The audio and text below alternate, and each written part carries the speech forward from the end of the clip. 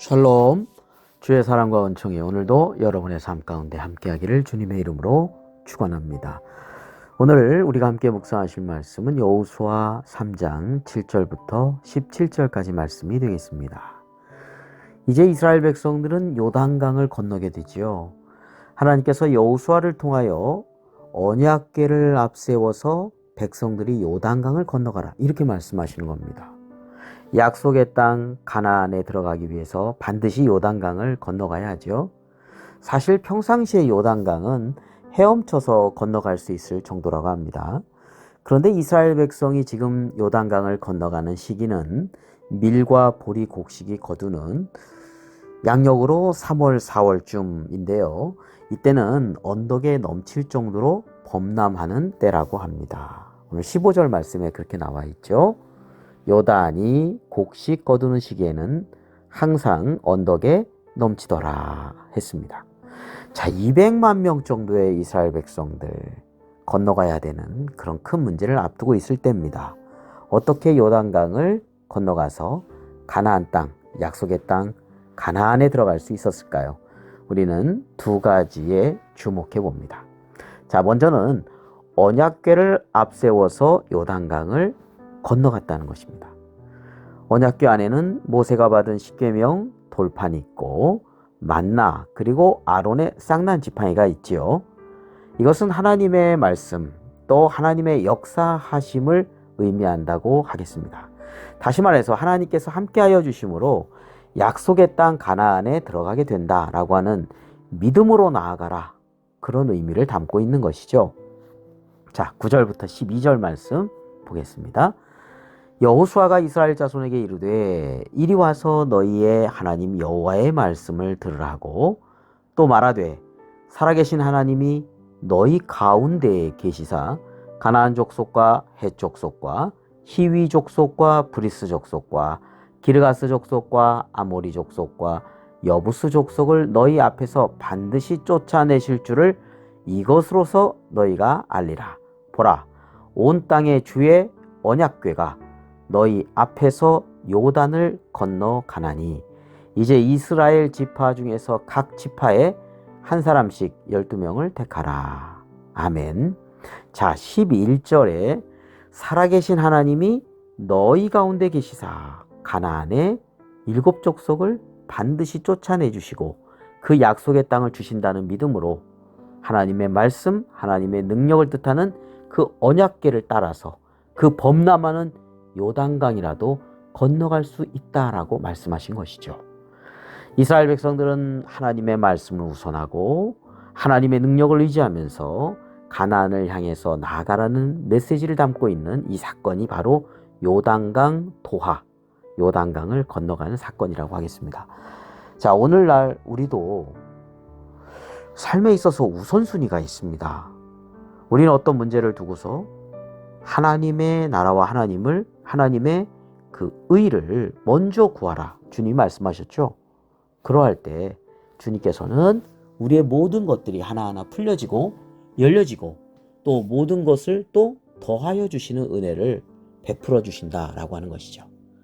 하나님의 말씀을 앞세워서 하나님의 능력을 의지하고 나아갈 때 이스라엘 백성이 그 범람하는 요단강을 건너갔던 것처럼 형통하게 풀려지고 열려지게 된다라고 하는 것입니다. 자, 솔로몬이 하나님의 마음에 합한 결정을 했죠. 백성들을 잘 지혜로서 판결할 수 있도록 구했습니다. 그때 하나님께서 너무 흡족하게 생각하셔서 그 외에 솔로몬이 구하지 않은 것들도 더하여 주시지 않았습니까? 그렇습니다. 먼저 하나님의 나라와 하나님의 의를 구할 때 하나님께서 우리에게 모든 것을 더하여 주십니다. 그저 우리는 하나님의 말씀을 우선하고 하나님의 능력을 의지하며 따라가야 되겠습니다. 자, 두 번째로 우리가 주목할 것은 순종입니다. 여호수아를 통해서 듣게 된 하나님의 말씀은 13절이죠. 온 땅의 주 여호와의 궤를 맨 제사장들의 발바닥이 요단물을 밟고 멈추면 요단물 곧 위에서부터 흘러내리던 물이 끊어지고 한 곳에 쌓여 서리라. 자, 정말 놀라운 말씀입니다. 언약궤를 맨 제사장들이 발을 요단강 물에 잠그며 흘러내리는 물이 온전히 끊어지고요. 마른 땅 같이 이렇게 이제 걸어가게 된다는 거거든요. 놀라운 말씀입니다. 그리고 그 말씀이 그대로 이루어지게 되는 것을 볼 수 있죠. 네, 그렇습니다. 17절 말씀 볼까요? 네. 여호와의 언약궤를 맨 제사장들은 요단 가운데 마른 땅에 굳게 섰고 마른 땅이 되어서 거기에 서 있을 수 있었습니다. 그 모든 백성이 요단을 건너기를 마칠 때까지 모든 이스라엘은 그 마른 땅으로 건너갔더라. 그렇게 말씀하고 있습니다. 그렇습니다. 우리가 하나님의 말씀을요, 그냥 듣고만 끝난다면 아무 일도 일어나지 않을 것입니다. 이 언약궤를 맨 제사장들이 요단강 물에 잠궜어요. 하나님의 말씀 13절에 그냥 말씀만 듣고 끝난 것이 아니라 순종했어요. 그랬더니 어떻게 되었습니까? 네, 요단강을 마른 땅처럼 건너갈 수 있었던 것이 아니겠습니까? 그렇습니다. 오늘날 우리의 신앙에 대해서 다시 한번 우린 점검해 볼 필요가 있습니다. 그냥 하나님의 말씀을 듣고 그렇구나 하고 만다면 이건 온전한 순종이 아니라는 것이죠. 하나님의 역사도 이루어지지 않고요. 궤를 맨 제사장들이 하나님의 말씀을 듣고 또 그대로 순종했다는 것이죠.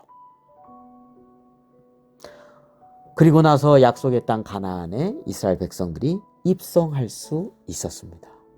자, 우리의 신앙이 그저 주여 주여 한다고 되는 것이 아니라 하나님의 뜻대로 순종하여야 된다는 것을 다시 한번 우리는 잊지 말아야 하겠습니다. 마태복음 7장 21절이죠. 나야더러 주여 주여 하는 자마다 다 천국에 들어갈 것이 아니요 다만 하늘에 계신 내 아버지의 뜻대로 행하는 자라야 들어가리라 라고 말씀하였습니다. 우리는 입으로만의 신앙이 아니라 진심으로 행하는 순종으로 함께 하여야 하겠습니다. 거기에 하나님의 축복과 은혜가 있다는 것이죠. 그리고 하나님이 기뻐하시는 하나님의 역사하심을 우리는 또 체험할 수가 있습니다. 천국은 입으로 가는 것이 아니죠.